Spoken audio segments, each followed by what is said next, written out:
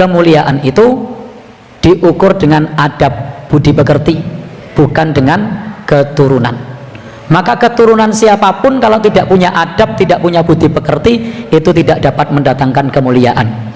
Pertanyaan yang sedang viral. Apa pertanyaannya? Tentang polemik atau gonjang-ganjing nasab Habib. Ini pertanyaannya tentang gonjang-ganjing nasab Habib.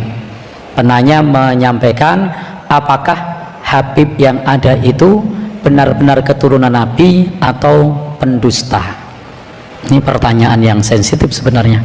Baik, Bapak Ibu, ketika ada pertanyaan semacam ini tentang nasab Habib, apakah benar itu keturunan Nabi atau itu pendusta, sebaiknya kita tidak ikut-ikutan masuk dalam pusaran konflik atau pusaran perdebatan yang sedang terjadi, karena kultur kita itu tidak mengenal Habib. Kultur kita tidak mengenal nasab-nasab semacam itu, sehingga ketika kita masuk ke pusaran itu maka nambahi beban pikiran kita. Sehingga kita, kalau Bapak Ibu atau saudara ada yang menjadi pengamat sosial media, cukup nyimak saja, tidak usah ikut-ikutan terjun dalam area pusaran konflik apakah Habib itu keturunan Nabi atau Habib itu pendusta yang mengaku sebagai keturunan Nabi. Jangan malah jadi kompor. Warga Muhammadiyah tidak perlu jadi kompor di situ, malah ngompor-ngompori. Oh itu pendusta itu penyebar kurofat itu dan seterusnya. Tidak perlu pula kemudian ngompor-ngompori ke yang lainnya. Oh itu benar keturunan Nabi itu. Tidak boleh untuk sia-siakan begitu saja. Maka sikap kita apa? Wala takfu ma laisa laka bihi ilmun. Kita tidak perlu berkata tentang sesuatu yang kita tidak punya ilmu tentangnya. Kita tidak tahu apakah Habib itu benar-benar keturunan Nabi atau mereka adalah kumpulan para pendusta. Kita tidak tahu, sehingga kita tidak perlu masuk dalam pusaran konflik rumah tangga orang lain. Nanti tambah ruwet, tambah runyam karena kita tidak memahami itu. Dan yang dicatat kita dalam hal soal nasab itu, kemuliaan itu tidak diukur dengan nasab. Jadi kemuliaan tidak diukur dengan nasab. Ada pepatah Arab atau kata bijak berbahasa Arab, asyarafu bil adabi la bin nasabi. Kemuliaan itu diukur dengan adab budi pekerti, bukan dengan keturunan. Maka keturunan siapapun kalau tidak punya adab, tidak punya budi pekerti, itu tidak dapat mendatangkan kemuliaan.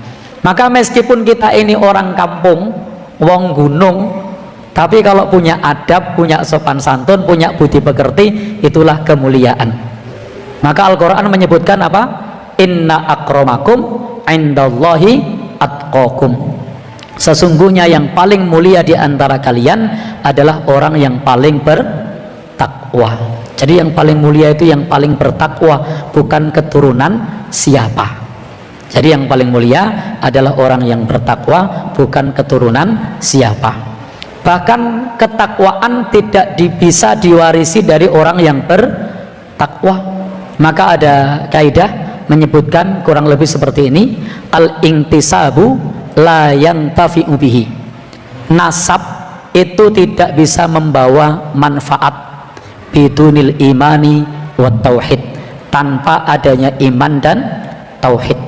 Jadi jalur keturunan itu tidak bisa membawa manfaat kalau kita tidak beriman dan tidak mentauhidkan Allah Subhanahu wa ta'ala. Contohnya ada siapa? Putra Nabi Nuh yang tenggelam, Kan'an. Dia tidak beriman kepada Allah, tidak mentauhidkan Allah, tidak membawa manfaat pada dirinya. Tetapi kalau bertauhid, meskipun ayahnya seorang pemahat berhala, maka itu bermanfaat. Contohnya siapa? Nabi Ibrahim alaihis salam. Maka disinilah yang bermanfaat itu adalah keimanan dan ketauhidan. Apalagi nanti di akhirat, fa idza nufikha fis suri fala ansaba bainahum. Apabila sangkakala sudah ditiup, maka tidak ada manfaat nasab jalur keturunan di antara mereka. Jadi jalur keturunan nanti pada hari kiamat tidak bisa dibanggakan. Yauma yafirul mar'u min akhih, seseorang lari dari saudaranya, wa ummihi wa abih, dari ibunya dan juga bapaknya, wa sahibatihi wa bani, dari istrinya dan juga anak-anaknya. Jadi nanti di akhirat itu orang lari dari saudaranya, dari bapaknya, dari anaknya, dari orang-orang. Kenapa? Semua memikirkan dirinya sendiri. Maka tidak patut kita berbangga dengan nasab atau berbangga dengan jalur keturunan, kecuali kalau itu dengan tauhid dan keimanan. Dan memang kalau salah satu sesuai dengan penanya tadi, apakah itu dusta atau tidak, sebenarnya kita tidak perlu masuk ke pusaran tersebut, tetapi ada ciri-ciri keturunan Nabi. Apa ciri-cirinya? Salah satunya tidak menerima sedekah, tidak menerima zakat. Maka satu saat ketika cucu Nabi hendak mengambil kurma yang jatuh pada saat itu, maka Nabi melarang cucunya itu dengan mengatakan kih agar tidak dimakan. Kenapa? Karena beliau khawatir itu bagian dari kurma sedekah. Karena Nabi, keluarganya, keturunannya tidak boleh makan kurma sedekah, tidak boleh makan zakat. Maka kalau kemudian mengaku keturunan Nabi tapi hobi cari sedekah, hobi cari zakat, nah itu perlu dipertanyakan. Karena salah satu cirinya apa? Ya, salah satu cirinya adalah tidak makan sedekah atau tidak makan zakat. Dan ingat, kita tidak perlu ikut larut dalam pusaran perdebatan apakah Habib itu cucu Nabi atau bukan. Yang jelas kalau mereka orang yang berilmu, silahkan diambil ilmunya. Tapi kalau mereka menebarkan khurafat, cerita-cerita dongeng, tidak usah didengerin, karena itu mengotori akidah. Intinya apa?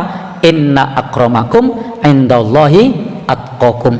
Sesungguhnya yang paling mulia di sisi Allah adalah orang yang bertakwa.